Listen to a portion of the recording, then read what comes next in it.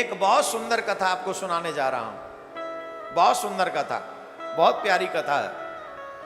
भगवान की भक्ति करने से चाहे बच्चे ही क्यों ना करें, उन्हें बहुत बड़ा फल मिलता है। एक गांव में एक किसान की बेटी रहा करती थी। एक गांव में एक किसान की बेटी रहा करती थी।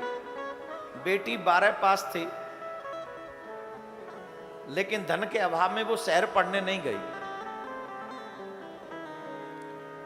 शहर पढ़ने नहीं गई, पर उसी के गांव में एक शिवजी का मंदिर था।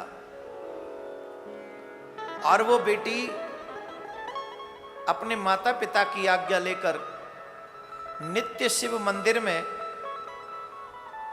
नित्य उस शिव मंदिर में सेवा करने जाती। शिवजी पर जल चढ़ाती, बेलपत्र चढ़ाती, शिव मंदिर को साफ करती, स्वच्छ करती, झाड़ू लगाती, बुहारू लगाती, पोछा लगाती।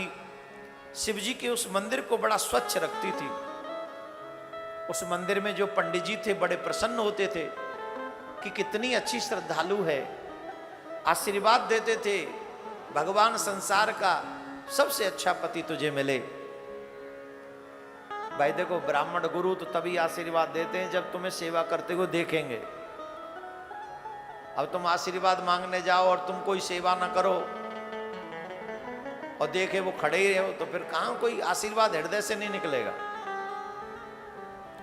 और जब सेवा करते जाओगे तो ऐसे ऐसे आशीर्वाद निकलते हैं जो तुम कभी मांग नहीं सकते, उतना मांग भी नहीं सकते जितना मिल जाता है। तो मेरे प्यारे पंडित जी बड़ा आशीर्वाद देते थे, बहुत आशीर्वाद देते थे। लेकिन वो कन्या बहुत अच्छी थी। जब तक पूजन करती तब तक ओम नमः शिवाय। वो कन्या मंदिर में पूजन करने जाती, यही ओम नमः शिवाय करती रहती। वो इतनी अच्छी थी कि जो गांव में गरीब बच्चे थे उन्हें वो पढ़ाती भी रहती थी, नित्य पढ़ाती रहती थी। पर देखो, हर एक गांव में अच्छे और बुरे लोग रहते हैं। उस गांव में एक बड़े प्रबुद्ध लोग थे, उन्हें ठाकुर साहब के नाम से लोग जानते थे। उनके यहां पर एक नौकर रहता था। उस नौकर की बुरी दृष्टि उस कन्या पर रहती थी। जब भी वो कहीं आती जाती उसे लोग वो कमेंट करता, उसे उल्टा सीधा बोलता। तो एक दिन उसने उससे कहा कि देख, तू अगर मुझसे बार बार ऐसे बात करेगा तो मैं अपनी तेरी शिकायत पिताजी से करूंगी, और पिताजी तेरी शिकायत ठाकुर साहब से करेंगे तो तेरी नौकरी छूट जाएगी। जो कामी व्यक्ति होता है वो किसी से डरता नहीं है, इतना अंधा हो जाता है। जिसे कामांध व्यक्ति हम कहते हैं, हमारे शास्त्र कहते हैं वो कामांध है। और जो कामांध व्यक्ति जीव होता है वो न तो प्रतिष्ठा का ध्यान रखता है, न मान सम्मान का ध्यान रखता है, वो किन्हीं इन चीजों का ध्यान नहीं रखता। वो तो बस कामांध होकर अपने बुरे कार्यों में, बुरे व्यसनों में लगा ही रहता है, लगा ही रहता है। इसलिए वो कहते मैं किसी से नहीं डरता, करवा ले जो तुझे कुछ करवाना है। उससे नहीं रहा गया। उसने एक दिन अपने पिताजी को कहा कि ये जो ठाकुर साहब का सेवक है ये हमको बहुत दुख देता, ये उल्टे सीधे कमेंट करता है। तो उन्होंने कहा, बेटी चिंता मत कर, मैं ठाकुर साहब से जाके इसकी शिकायत करता हूँ। वो शिकायत करने के लिए गए, और ठाकुर साहब तो थोड़े जमींदार थे, लंबे चौड़े, अच्छा खासा वो था। हालांकि वो गांव में मंदिर भी उन्होंने बनवाया था, लेकिन उन्होंने अपने सेवक को समझाने की बजाय उल्टा ज्ञान किसानों को ही दे दिया। अरे तेरी बेटी जवान है, उसे कहो कि ज्यादा बाहर आया जाने ना करे, बेटी को कभी अकेले नहीं जाना चाहिए। तेरी बेटी टीचर बनी घूमती है, घर घर पढ़ाती है, क्या जरूरत पड़ रही है। अपनी बेटी को कहे कि सावधान रहे, घर में ही रहे, इधर उधर कोई आवश्यकता नहीं। अब मैं क्या कहूं उसे, दूसरा आदमी उसे हम क्या कुछ नहीं कह सकते। पर तेरी बेटी है, तू अपनी बेटी को अपने घर में रख ले। किसान था बेचारा, गरीब था, घर वापस आ गया, क्या बड़े लोग से जुबान लड़ाई। उसने कहा बेटी उसे मुंह मत लगा कर, दूर रहा कर। एक दिन की बात है, वो बिटिया शिव जी का पूजन करने के लिए बहुत जल्दी मंदिर में गई। सुबह सुबह का समय था, तो वो लड़का वहीं मिला। आज उसने हाथ पकड़ने की कोशिश की तो शिव भक्ता को क्रोध आ गया और एक खींच के मारा तमाचा उसके गाल पर। और जब एक तमाचा मारा, तो जो भगवान के भक्त होते हैं उन्हें अंदर की पावर भी होती है, ये ध्यान रखना। कभी भी भगवान के भक्तों से पंगा मत लेना। जो सच्चा भक्त होगा ना, वो कहीं ना कहीं तुम्हारे जीवन में हो सकता है तुम्हारे रिएक्शन न दे, पर जब वो रिएक्शन नहीं देता है ना, तो भगवान उसकी जगह एक्शन ले लेते हैं फिर। और जब भगवान एक्शन लेते हैं तो भगवान की सजा और भी कठोर हो जाती है। इसलिए भगवान के भक्तों से पंगा नहीं लेना चाहिए। समझाने पर भी वो नहीं समझा, और जब समझाने पर भी वो नहीं समझा तो एक मारा खींच के उसके गाल पे। पंडित जी ये सब देख रहे थे। पंडित जी ने कहा, बेटा ये दुष्ट बालक है, तू इसके ऐसे दुष्टों के क्या मुंह लगना। बोले, पंडित जी रोज ऐसे ही तंग करता है ये। नहीं, तूने अच्छा किया, पर ऐसे दुष्ट से विवाद भी तो बुरा है। खल और कांटे से तो बच के ही चलना चाहिए। वो जो है बालिका चली गई, लेकिन उसने कहा कि अब मैं तुझसे बदला लेके दिखाऊंगा। शिवरात्रि का समय आया। शिवरात्रि के समय पर ठाकुर साहब ने शिव जी के ऊपर छत्र बनवाया सोने का, और माँ पार्वती के लिए सोने के श्रृंगार बनाए, आभूषण बनवाए। पूरे गांव को न्योता दिया।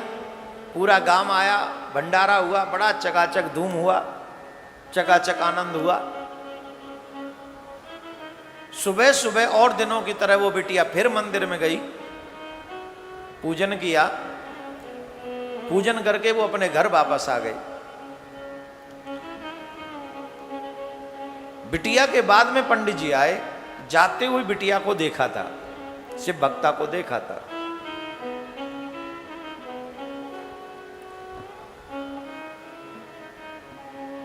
तो पंडित जी जब मंदिर में गए तो पंडित जी ने देखा कि मां पार्वती के जो सोने के आभूषण थे, वो आभूषण अब नहीं है। तो महाराज बड़ा दुख हुआ। पंडित जी ने दौड़कर ठाकुर साहब के पास गए, ठाकुर साहब को बताया। ठाकुर साहब ने गांव वालों को बुलाया कि भगवान के आभूषणों को चोरी करने वाला कौन है, किसने अपराध किया। हमारे मंदिर में से चोरी करने का साहस किसका हो गया।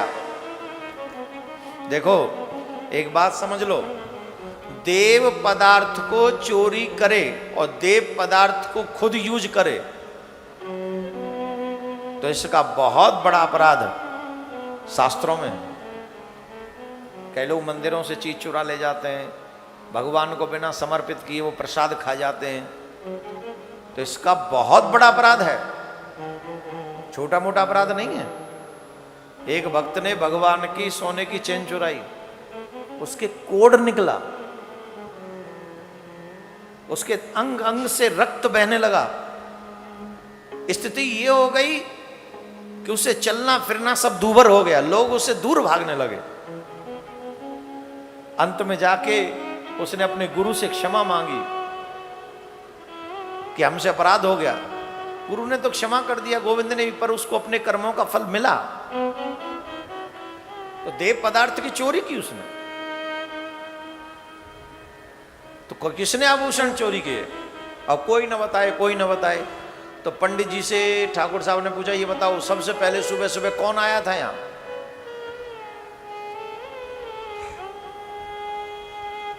बोले ये बिटिया को ही देखा था, सुबह सुबह वही आई थी, और तो किसी को हमने देखा नहीं यहां पर, ये बिटिया ही आई हुई थी। पर ये तो नित्य आती है, ये तो इतनी अच्छी है कि भक्त है।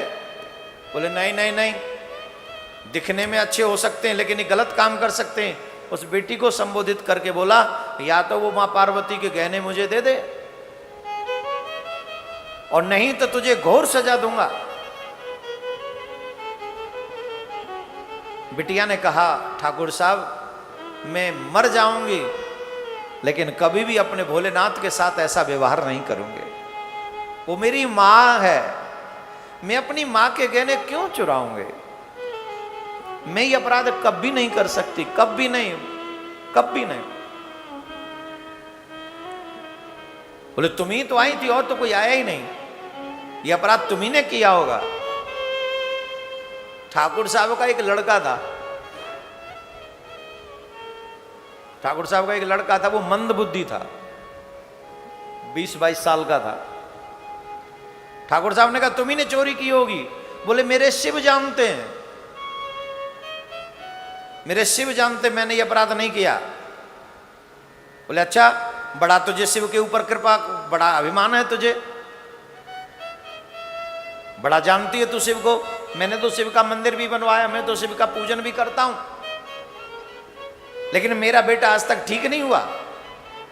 और तू बढ़िया ही भक्तानी, जो तेरे ऊपर शिव की कृपा हो गई। अगर इतनी बड़ी भक्तानी है तो कह अपने शिव से वो मेरे पुत्र को ठीक कर दे। देखो सुनो, ये कहानी एक और चीज सिखा रही है। कई बार हम वो काम करते भी हैं जो भक्ति के चिन्ह है, पर मन में श्रद्धा नहीं होती, इसलिए लाभ भी नहीं मिलता। आपको पार्थिव शिवलिंग का फल मिल रहा है, ठाकुर साहब को मंदिर बनाने का भी फल नहीं मिला। क्यों? श्रद्धा नहीं है।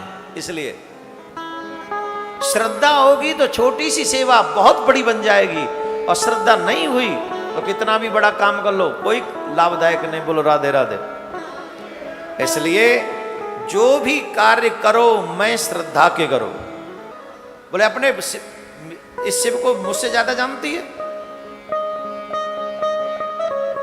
बेटी ने कहा कि मैंने भगवान के कोई आभूषण नहीं चोरी किए, पर मुझे एक बात बताओ, जो मां पार्वती के हाथ में कंगन था, वो कंगन आपके बेटे के हाथ में क्या कर रहा है? ध्यान से सुने, वो आपके बेटे के हाथ में क्या कर रहा है? वो जो उनका बेटा था ना मंद बुद्धि, उसी के हाथ में था, इसके हाथ में क्या कर रहा है?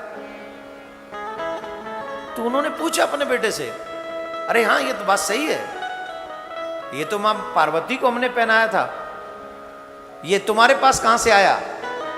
तो उसने कहा कि ये जो हमारा सेवक है ना, ये घर में होके जा रहा था तो इसके हाथ से ये गिर गया कंगन, मैंने इसलिए ले लिया। तो बात समझ में आ गई कि उन्हीं के सेवक ने मां पार्वती के गहने चुराए, उसको पकड़ लिया, उसको लोगों से थोड़ा सा सेवा करवाई, और जब सेवा करवाई तो उसने अपने आप बोल दिया कि इस लड़की को सबक सिखाने के लिए इसने मेरे थप्पड़ मारा था, इसे सबक सिखाने के लिए मैंने ही मां पार्वती के आभूषण चोरी किए थे। तो उसको ढंग से सेवा कर करू के पुलिस के हवाले कर दिया, परंतु ठाकुर साहब ने उस बेटी के पैर पकड़ लिए, बेटा मुझे क्षमा कर दे, मेरी बच्ची मुझे क्षमा कर दे, तू वाकई शिव भक्त है, मैं तो नाम का भगवान का भक्त में नहीं हूं। मैंने मंदिर बनवाया, शिव की पूजा करवाई, हर बार शिवरात्रि पर इतना बड़ा उत्सव करता हूं, पर मैं तो नाम का हूं, असली भक्ता तो तू है। तूने हृदय से शिव को ध्याया, तूने हृदय से शिव को भजा है, शिव की सेवा की है, इसलिए शिव तेरे ऊपर प्रसन्न हो गए। बेटी तू बड़ी अच्छी है, तेरी शिव सुनते एक काम करना, उस शिव से कह दे मेरे इस पागल बेटे को भी ठीक कर दे, तेरी मान लेंगे, वो मान लेंगे। आंखों में अश्रु भरते हुई बेटी कहती है अपने बेटे को, कहो शिव जी के ऊपर अभिषेक करे जल से, बेलपत्र चढ़ाए, और उसकी जल की जो कुछ बूंदे हैं वो आचमन करे, बार बार शिव से अपने अपराधों की क्षमा मांगे, तो अभी ठीक हो सकता है, शिव कृपा कर देंगे। तो ठाकुर साहब ने वैसा ही करवाया अपने बेटे से, और वाह क्या चमत्कार हुआ मेरे प्यारे, क्या चमत्कार हुआ, बेटा स्वस्थ हो गया, एकदम स्वस्थ हो गया। बोले शंकर भगवान की एकदम स्वस्थ हो गया बेटा। और पुत्र ने कहा पिताजी आप यहां क्या कर रहे हैं मंदिर में, पूजा तो मैं कर लूंगा, आप अपना कार्य देख कर आइए। ठाकुर साहब के नैनों में अश्रु बहने लगे। एक किसान की बेटी इतनी बड़ी भक्त है, और जमींदार किस काम का? सोचकर किसान के पैरों में पड़ गया जमींदार और कहने लगे मैं तुम्हारे लायक नहीं हूं, पर एक कृपा कर दो, अपनी बेटी मुझे दे दो, मैं अपने बेटे के लिए इसे अपने पास रखूंगा, बेटी बना कर रखूंगा, इतनी अच्छी बेटी मुझे नहीं प्राप्त होगी। मेरे प्यारे, उस शिव भक्ता को भगवान भोलेनाथ ने सुख भी दिया, परिवार भी दिया और पूरा आनंद कर दिया। उसके जाने से पहले पूरे गांव में सम्मान बढ़ा दिया। ऐसे जो भगवान भोलेनाथ के शिव की भक्ति करते हैं, उन्हें ध्याते हैं, उनकी अर्चना वंदना करते हैं, भूत भावन भोलेनाथ उन्हें अर्थ धर्म काम मोक्ष सब कुछ सहज में प्रदान कर देते हैं। इसलिए आज से हुआ प्रारंभ ये अनुष्ठान आपके भी समस्त मनोरथों को सिद्ध करेगा। आप जो चाहेंगे भूत भावन भोलेनाथ आपको वही देंगे। पर एक